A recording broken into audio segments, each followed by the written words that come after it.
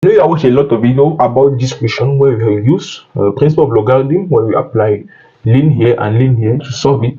But I will show you a basic method using only laws of indices. Are you ready? Let's go. Okay, we have x to the power x. Put it here. Is equals to what? 4 to the power x plus 16 can be expressed as what?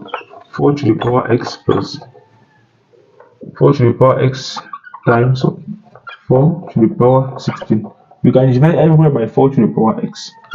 So I have all over 4 to the power x here, all over 4 to the power x. Hence, we have for x all over 4 to the power x is equals to what?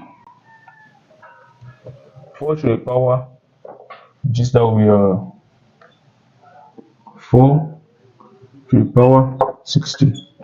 Okay. At this point now, we can have all over 4 everywhere, up and at the level of the numerator, you have all over 4 here. You ask the question, why are we putting all over 4?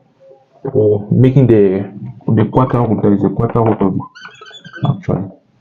That is, example, you have x, make the quarter root, that is to the power 1 quarter. That is what we do. Legit is because you are seeing 16 here.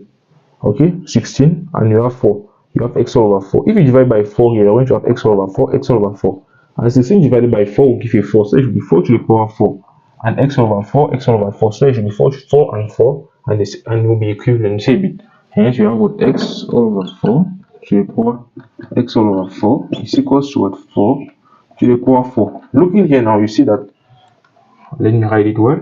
Here is 4, please. That x to the power 4, x all over 4 is equals to this, x all over 4 is equals to this by equating, since they are the same thing.